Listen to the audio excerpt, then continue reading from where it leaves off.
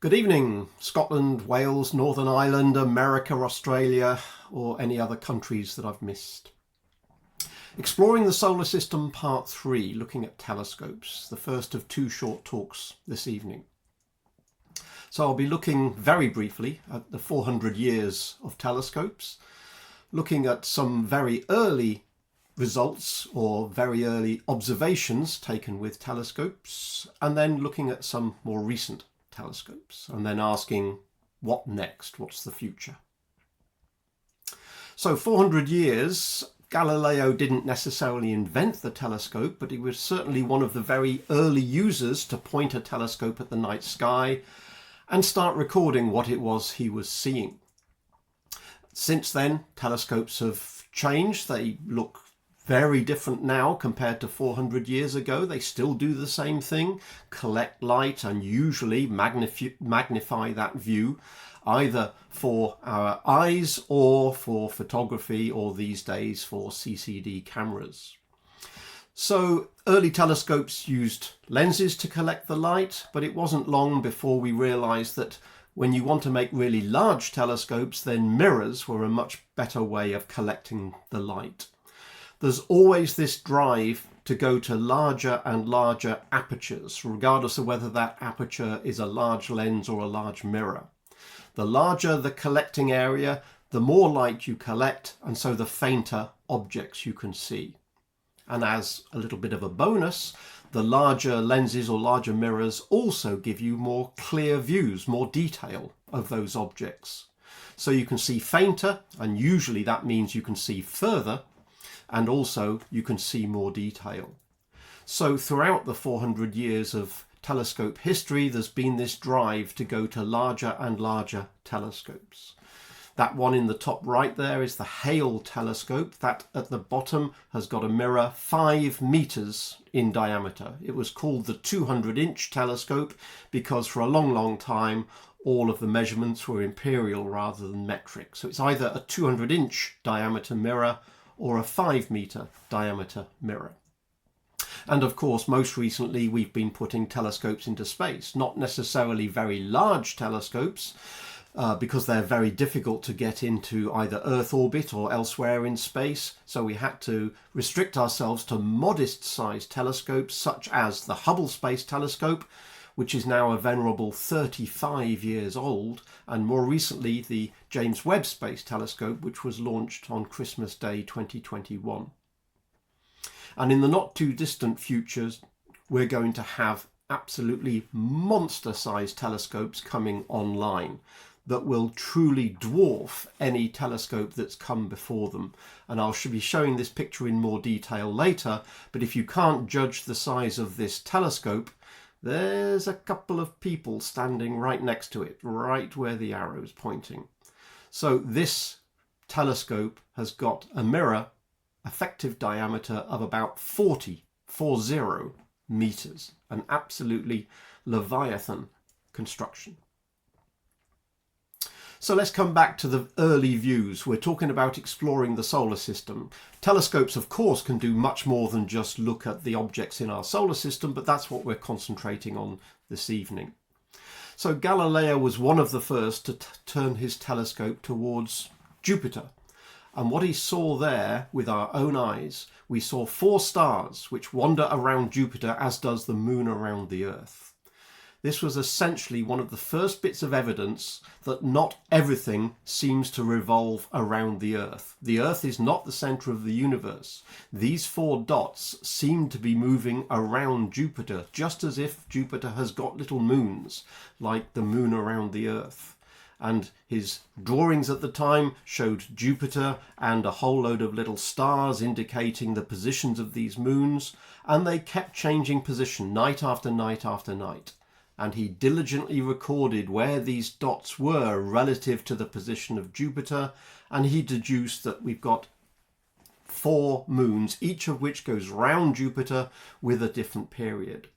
So it's not so much the discovery of moons per se, it's the fact that this proved that the Earth is not the centre of the universe, and certainly not the centre of the solar system, because other objects seem to revolve around each other.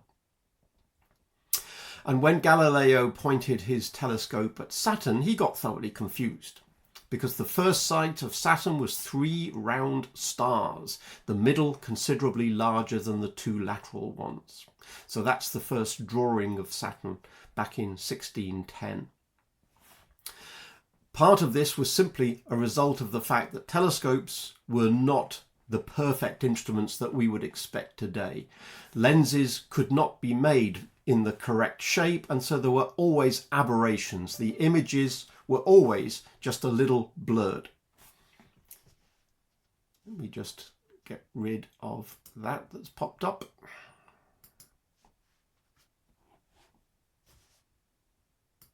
Okay, so the images produced by telescopes 400 years ago always had some aberrations, and so none of the views of these early observations were what we would call perfect, limited only by the laws of physics rather than the perfection of the optics.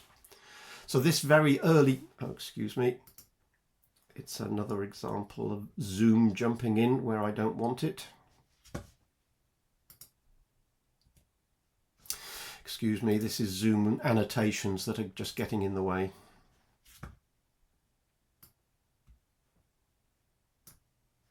Okay. So the early view of Galileo on the right, various people pointed their telescopes at Saturn and tried to figure out what it was they were looking at, and they've got these drawings on the left showing you lots of possibilities of what people thought they were viewing. Are we looking at 3 different objects? Are we looking at a planet that's got ears? It took quite a few decades before it was realized that what we've actually got there, is a sphere, a globe if you like, surrounded by a ring system. It wasn't clear whether that ring was solid or lots of individual particles, but it was about 1659 or so when it was first proposed that that is what Saturn actually looks like. And of course, more recent telescopes have told us, yeah, that's pretty much right. Saturn appears to be a spherical planet with a ring system, a very flat ring system around it. But it's not only Saturn that caused confusion with very early telescopes. The work of Schiaparelli in the late 1800s, he produced some very detailed drawings of Mars, as indicated here by his notebook. I love the fact that his notebook has got little bits of paper pasted in, and he's used stamps to actually paste this little bit of extra bit on that particular page of his notebook. So he made drawings of Mars, and there's a little more detail you can see. He seemed to see a huge amount of detail on the surface of Mars, far more than you would expect given the size of the telescopes that he was using. But he was convinced he could see linear features, straight lines, canali as he called them, as Schiaparelli was Italian. And these canali, unfortunately, got mistranslated. So although Schiaparelli talked about seeing canali, meaning channels on Mars, this was mistranslated into English, especially in America, and it was mistranslated as not channels, but canals. The inference being that if they're canals, then they are artificial. They've been made by somebody. And this was picked up in particular by Percival Lowell in the late 1890s, who said, well, if people are seeing canals on Mars, and yes, when I look through my telescope, I can see these canals as well, that's clearly an indication that these are artificial and hence Mars is inhabited. And that produced the famous fever, if you like, of War of the Worlds, the idea of Martians and the idea of Martians perhaps attacking the Earth. So here we have this New York Times article. There can be no doubt that living beings inhabit our neighbour world. The newspaper said Percival Lowell is recognised as the greatest authority on the subject. I'm not sure who said that. Maybe Percival Lowell himself said that. But this fever of Mars is occupied by Martians because we can see canals, that survived for quite a while. Percival Lowell himself used this telescope, and there is a picture of him at the eyepiece end of the telescope. It's commonly thought that what was actually happening is when you've got such a large telescope where all of the light is focused down to a relatively small eyepiece, when you put your eye to that eyepiece, there's always the possibility that what you end up seeing is not necessarily features on Mars. You're seeing the features of the blood vessels on the back of your eye. This is what happens, of course, when you go to an optician and they shine a bright light in your eye. You end up seeing your own blood vessels. Maybe that's what was happening, and maybe these various observers were getting fooled into thinking that they could see straight lines on the surface of Mars. So although Schiaparelli produced a lot of drawings showing linear features, observers that came after him said, well, we can certainly see features where you describe them, but I'm not convinced I see straight lines. I see blobs, and I see dark areas, and I see light areas. So it wasn't too long before the conventional maps of Mars that showed lots of canals or channels soon got replaced with something closer to what we understand today. A number of different features, including ice caps, for instance, but no sign of any artificial canals. Bit of a shame, but there we are. If you think about what amateurs tend to do, there are lots of telescopes available to amateurs if they're interested in doing any sort of astronomy, including looking at planets. There are various types of telescopes. For instance, the type on the left that uses lenses, we tend to call those refractors. The telescopes that look like the one on the right, they use mirrors, and we tend to call those reflectors. And there are some telescopes in the overlapping region in the middle there which actually use combinations of glass lenses as well as mirrors, so-called catadioptrics, which is a bit too much of a mouthful, so they tend to be called cats. So the same drive is there. Most amateurs would like to get the largest telescope they can, as long as they can manhandle it and get it out into the garden. The larger telescopes with the larger mirrors or the larger lenses will capture more light and show more detail. So this is true for amateurs as well as professionals. There's always this desire not only to go for quality optics, but to go for the largest lens or mirrors that people can afford. And some people indeed will take that to an extreme. Amateur telescopes, the largest amateur telescopes, are absolutely huge. You can get an idea of the scale there. Huge in size and in mass. This one weighs about, I think, 300 kilograms. It's not the sort of thing you could lift and take into your back garden. And yes, the manufacturers of this telescope understand that that's a huge amount of mass. So they will make sure that if you buy one, they will lighten your bank balance to compensate for that.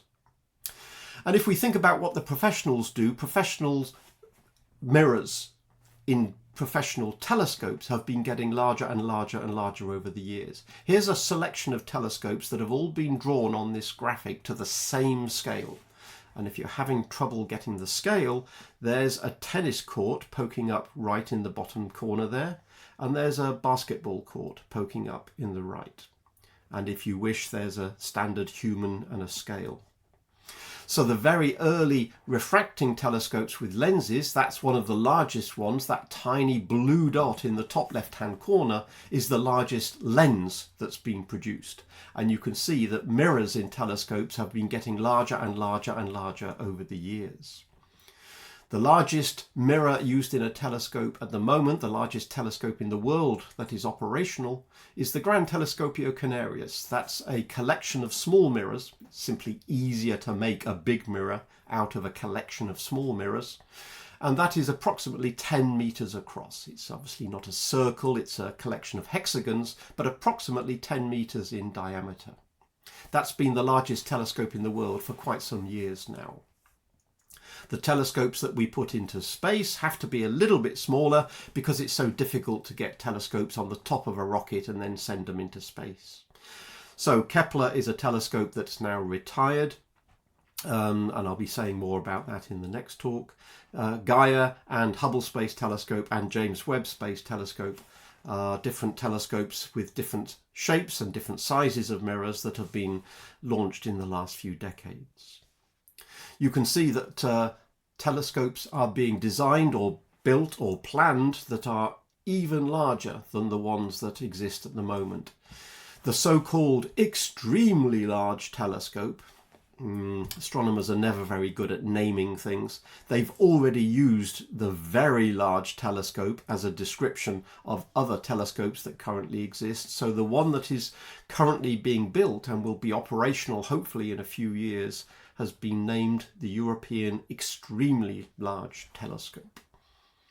Where do you put these telescopes if you want to build them? Well, there are various places in the world that are ideal for astronomical observatories. The best sites in the world where you have the clearest skies, well, volcanic islands turn out to be very good. So Hawaii is an excellent observatory base, as are the Canary Islands, La Palma and Tenerife. And the other site that is very popular is the Atacama Desert in Chile.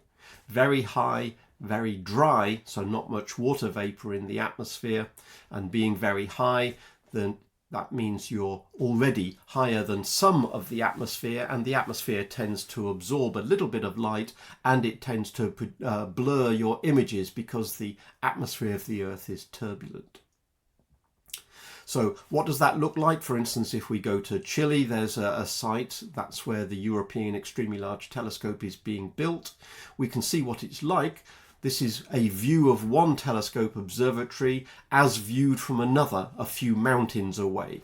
And although it looks a little bit hazy in the distance, bear in mind most of that haze and cloud is actually below the level of the observatory. The observatory is high enough that it's poking above the clouds and the haze and has a clear view of the sky above. If you want an even clearer view of the sky, you take your telescope even higher. How can you go higher than a mountain top? Well, one option is to put your telescope in the back of a 747. So here's a telescope in the back of a 747. It's called SOFIA, the Stratospheric Observatory for Infrared Astronomy. You can see that it's a NASA-based project, and it's been flying for quite a while. At an altitude of 10,000 meters or so, it can fly above most of the atmosphere. In other words, as the density of the atmosphere decreases with height, at 10,000 meters, you're above quite a large fraction of the atmosphere, and hence your telescope can see light that hasn't been absorbed by the atmosphere because of the height at which you're flying. But if you want to get above all of the atmosphere rather than most of it, well, you have no choice but to go into space. And that's why we have things like the Hubble Space Telescope or the James Webb Space Telescope. Being above the Earth's atmosphere, they are beyond the blurring effect of the Earth's atmosphere, and so they can get the sharpest of images. The James Webb Space Telescope, launched on Christmas Day 2021, has a large 6-meter diameter mirror, much larger than the 2.5 meters of the Hubble Space Telescope. And so that mirror, you can see unfolded here, had to be folded up so that it would fit on top of a rocket to be launched to its final observational place. So quite an exercise of origami to fold up a working telescope and then hopefully unfold it once it reaches space and then start operations. But it was indeed successful and has been operating for the last few years very successfully. Both the Hubble and the James Webb Space Telescope are designed to look at very distant objects such as distant galaxies in the universe, but they have also been used to look at our neighbourhood.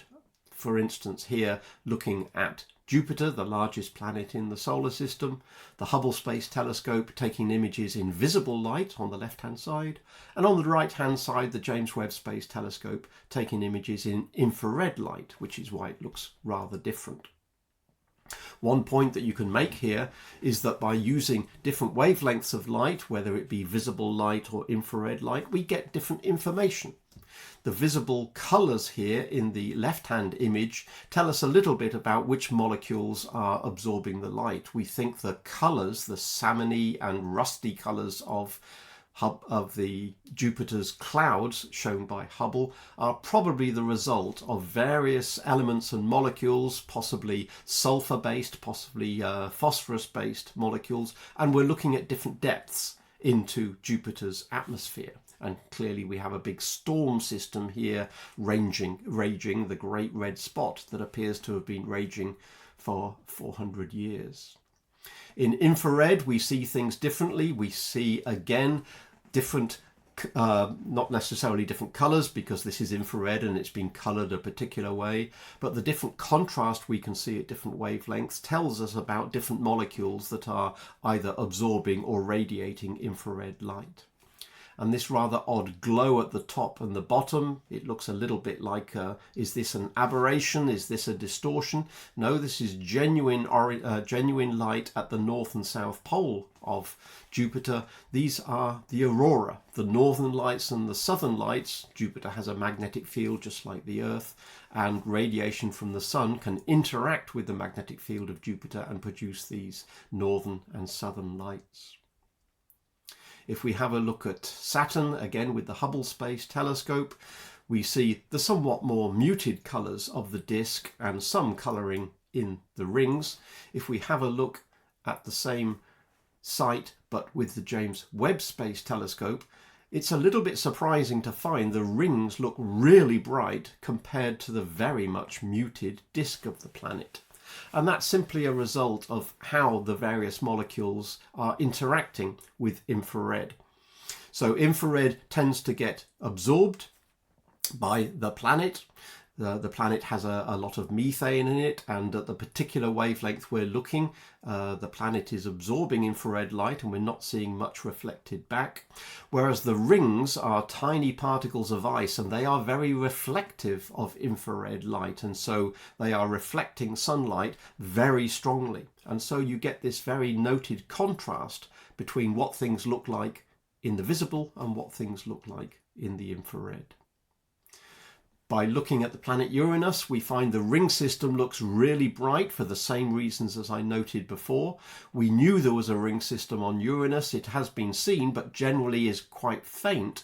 But in the infrared, the ring system shows up quite brightly. Again, a whole load of particles in the ring system reflecting infrared light very strongly. In the case of a larger field of view, here's Neptune, again looking fairly bright, and it looks like we've got some contrast in there. We might have some storm systems running, so little bright spots on the planet. We see a ring system much more brightly than we normally see it in visible light. And in this particular view, we seem to have a very bright star in the same field of view. Actually, that's not a very bright star. That is actually quite a faint moon of Neptune. But the moon, despite being much smaller, appears to be much, much brighter in this infrared image. And for the similar reasons as before, that's a consequence of how these things are absorbing or reflecting infrared light. This particular moon, called Triton, happens to have a surface which is essentially solid nitrogen, and solid nitrogen reflects infrared light very efficiently. And so although it's a rather small moon, it looks really bright in this sort of image. So what sort of telescopes are coming online? What can we expect in the future? Well, there are in fact quite a few telescopes that are being built at the moment. This one is the Chamonix telescope, part of the Rubin Observatory, again being built in Chile. It's going to be doing a survey of the whole sky. Effectively, it'll be looking at the sky night after night to see what's out there. It's bound to find lots of faint galaxies, but it will also find lots of faint objects in the solar system that we didn't know about. Perhaps it'll be finding thousands of new asteroids, as well as, if there are any planets beyond Neptune, beyond the dwarf planet Pluto, if there are other objects out there, it will probably find those as well. It'll be able to survey the sky very efficiently, partly because it has a relatively large mirror. Again, you can get the scale of this thing by noting that there are a couple of people standing just by it. But one of the reasons this telescope is going to be able to see so much in the sky is because it's going to use basically the largest camera that's ever been built. This is an impression of what that camera looks like if it was taken out of the telescope. Again, you can get the scale from the human standing next to it.